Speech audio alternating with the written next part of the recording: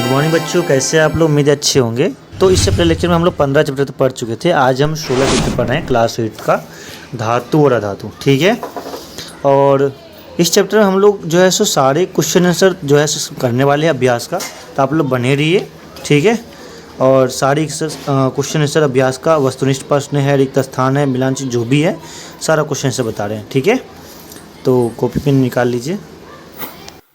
तो प्रश्न नंबर 1 है, सही विकल्प पर सही का टिक या निशान लगाइए। ठीक है, इन 4 ऑप्शन रहेंगे हर प्रश्न के, उसमें जो इसका आंसर दिया रहेगा कोई एक में, उसमें सही का टिक लगाना है। ठीक है, तो प्रश्न जो है पहला का पहला है, निम्नलिखित में से किसको पिघलाकर नया रूप दिया जा सकता है। यानी अगर पिघलाकर, तो देखते होंगे अक्सर लोहार को जो है लोहा पिघलाकर नया रूप देते हैं, तो किसको हो जाएगा, कौन नंबर इसका आंसर हो जाएगा, टिक करेंगे लोहा। ठीक है, सेकेंड नंबर क्वेश्चन है, निम्नलिखित में से किसको पीटकर चादरों में परिवर्तित किया जा सकता है।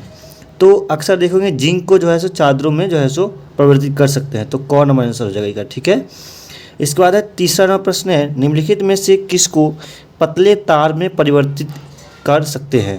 तो पतले तार के रूप में परिवर्तित अक्सर सोनार के पास देखते होंगे, सोना को पतले तार के रूप में परिवर्तित करते हुए, तो इसका आंसर हो जाएगा ख।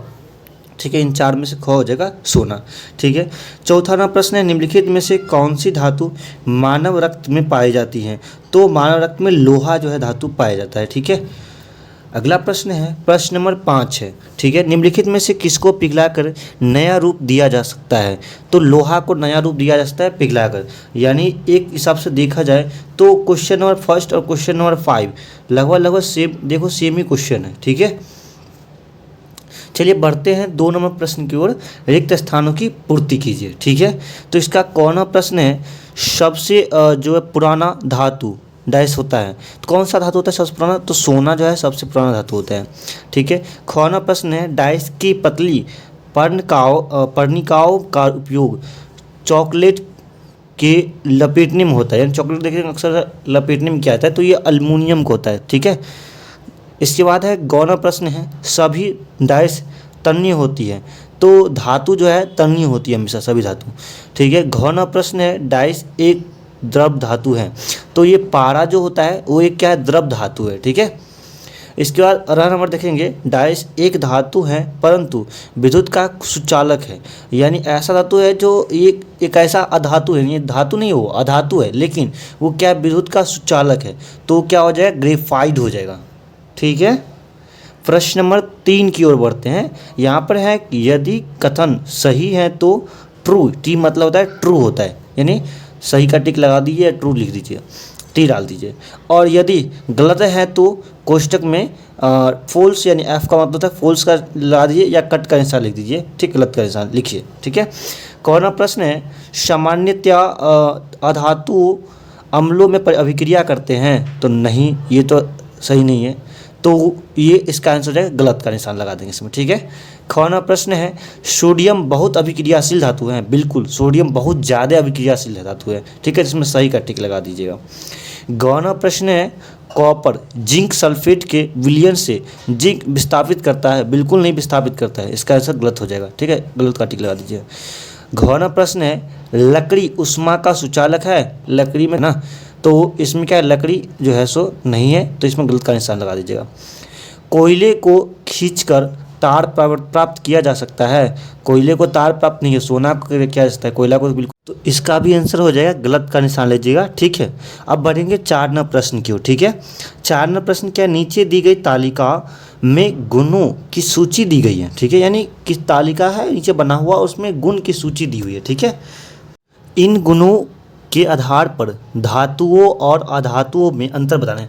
यानी गुण के आधार पे धातु और धातु में अंतर बताना तालिका के अंदर। तो तालिका में देखिए 5-6 जो है सो क्रमशः है, उसमें देखिए, तो इसमें लिखा है गुण, एक में धातु एक में धातु। तो देखिए इसमें गुण दिया है और इसमें बताना है कि धातु है या अधातु है। तो चमक किस किस में होता है, धातु में चमक होता है, बिल्कुल सही, टिक का निशान लगा, सही का टिक लगा देंगे। अधातु में नहीं होता है तो गलत का टिक लगा देंगे। तन्यता क्या होता है, धातु होता है, सही का टिक लगा देंगे। अधातु नहीं होता है तो गलत का टिक लगा देंगे। अघातवर्धीयता, ये जो है धातु होता है लेकिन अधातु नहीं होता है, गलत का टिक लगा देंगे, धातु में सही का टिक लगा देंगे। कठोरता, कठोरता धातु होता है लेकिन अधातु नहीं होता है, गलत का टिक लगा देंगे। उष्मा का चालकता, उष्मा का चालकता क्या धातु में होता है, ठीक है, तो उसमें सही का टिक लगा देंगे, लेकिन अधातु में नहीं होता है तो गलत का टिक लगा देंगे। फिर विद्युत का चालकता, तो धातु में विद्युत का चालकता होता है, ठीक, करंट पास करता है, लेकिन जो है उसके अधातु में नहीं होता है तो गलत का टिक लगा देंगे। तो ये था गुण का आधार पे हम जो है सो बताना था अंतर, ठीक है। इसके बाद बढ़ेंगे अगले प्रश्न की ओर, जो प्रश्न नंबर 5 है।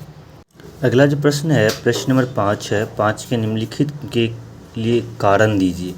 5 के कॉमा है, कॉपर जिंक को उसके लवण के विलयन से विस्थापित नहीं कर सकता है। तो ये जो है सो कॉपर जिंक को उसके लवण से विलयन से विस्थापित नहीं कर सकते, क्योंकि इसलिए क्योंकि इसका कारण आंसर हो जाएगा, कारण दे दीजिएगा, क्योंकि जिंक कॉपर से अधिक अभिक्रियाशील धातु है, ठीक है, इसलिए विस्थापित नहीं कर पाएगा, ठीक है। अगला प्रश्न है ख प्रश्न। ख प्रश्न है, फास्फोरस को पानी में रखते हैं जबकि सोडियम और पोटेशियम को मिट्टी के तेल में रखा जाता है। तो इसलिए रखा जाता है क्योंकि फास्फोरस हवा से अधिक अभिक्रियाशील अभिक्रिया करके क्या करता है, जल उठता है फास्फोरस, इसलिए इसे पानी में रखा जाता है। जबकि क्या है, सोडियम और पोटेशियम को पानी से अभिक्रिया न कर ले, इसलिए जो है इसे मिट्टी तेल में रखा जाता है, ठीक है। ये इसका आंसर हो जाएगा ख का। ग प्रश्न है, नींबू के अचार को एल्युमिनियम पात्रों में नहीं रखते हैं, क्यों? तो इसका जो कारण हो जाएगा ग का आंसर, क्योंकि नींबू के अचार में अम्ल होता है, ठीक है, जो एल्युमिनियम धातु के साथ अभिक्रिया करके हानिकारक लवण और हाइड्रोजन गैस बनाता है, इसलिए हम लोग क्या करते हैं, एल्युमिनियम के पात्र में नहीं रखते हैं, ठीक है, नींबू के अचार को, ठीक है। बढ़ते हैं अगले प्रश्न की ओर। प्रश्न नंबर 6 है, नीचे दिए गए कॉलम को मिलान कीजिए। तो क्रमशः दिया हुआ है छेदक, कॉलम A1 और कॉलम 2 है, दोनों कॉलम में मिलान करना है, ठीक है, एक दूसरे को। तो पहला में सोना, सोना किससे मिला देंगे, आभूषण से, सोना से आभूषण बनता है ना, तो सोना को आभूषण से मिला देंगे। सेकेंड नंबर में है आयरन, आयरन को किससे मिला देंगे, मशीन से, आयरन से मशीन बनता है, सब में इस्तेमाल होता है इसका। थर्ड नंबर में क्या है, एल्युमिनियम है, एल्युमिनियम में क्या है, खास सामग्री में लपेटना होता है, ठीक है, इसमें मिला देंगे। 4 नंबर में है कार्बन, कार्बन किससे मिला देंगे, ईंधन से मिला देंगे, ठीक है। 5 नंबर में है तांबा, तांबा, तांबा किससे, बिजली के तार से, बिजली के तार में तांबा का यूज होता है, ठीक है, इसमें मिला देंगे। और 6 नंबर में पारा यानी मरकरी जिसको हम बोलते हैं, जिसको थर्मामीटर में मिला देंगे, ठीक है, पारा को थर्मामीटर के अंदर यूज होता है, ठीक है। तो ये चीज़ है, तो ये मिलान चिन्ह हो गया, ठीक है, इसको नोट कर लीजिए आप लोग। बढ़ते हैं अगले प्रश्न की ओर। प्रश्न नंबर 7 है, क्या होता है जब डाइस, तो इसका बताना है, क का प्रश्न है, मैग्नीशियम रिबन के दहन के फलस्वरूप प्राप्त राख को जल में घोला जाता है और इसमें लाल लिटमस पात्र पर डाला जाता है, तो क्या होगा, ठीक है। तो इसका आंसर हो जाएगा, मैग्नीशियम जलने पर ऑक्सीजन के साथ अभिक्रिया करके मैग्नीशियम ऑक्साइड बनता है, जो जल के साथ अभिक्रिया करके मैग्नीशियम हाइड्रोक्साइड बन जाता है, जो क्षारीय गुण वाला होता है, इसलिए यहाँ पे बोल सकते हैं, अतः यह लाल लिटमस पात्र को क्या करता है, नीला कर देता है, ठीक है, ये इसका आंसर हो जाएगा।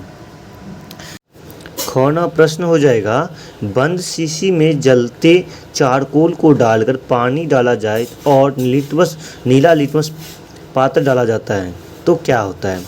तो इसका आंसर हो जाएगा, बंद शीशी में जलते चारकोल को डालकर पानी डाला जाए तो यह अभिक्रिया कर कार्बनिक अम्ल बन जाता है, जो अम्लीय गुण वाला होता है, अतः इसमें नीला लिटमस डालने पर लाल हो जाता है, ठीक है, ये इसका आंसर हो गया।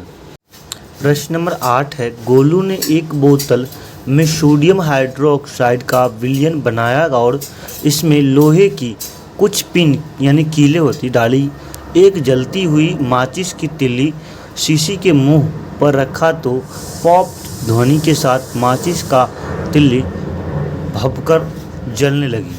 ये बताइए कौन सी गैस निकली, यानी जैसे देखिएगा 5 से जलती है, पॉप की ध्वनि निकलता है ना मुँह से, तो कौन सी ध्वनि निकली, तो इसका आंसर हो जाएगा हाइड्रोजन गैस निकली, क्योंकि धातु को क्षार के साथ अभिक्रिया कराने पर हाइड्रोजन गैस निकलती है, तो वहाँ पे, ठीक है, तो पॉप की ध्वनि कौन सी निकलती है, हाइड्रोजन गैस निकलती है, ठीक है, वो प्राप्त होती है, ठीक है।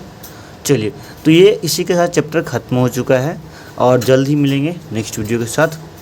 तब तक आप लोग पढ़ते रहिए, बने रहिए, मिलेंगे नेक्स्ट वीडियो में, तब तक के लिए बाय, जय हिंद, जय भारत, वंदे मातरम।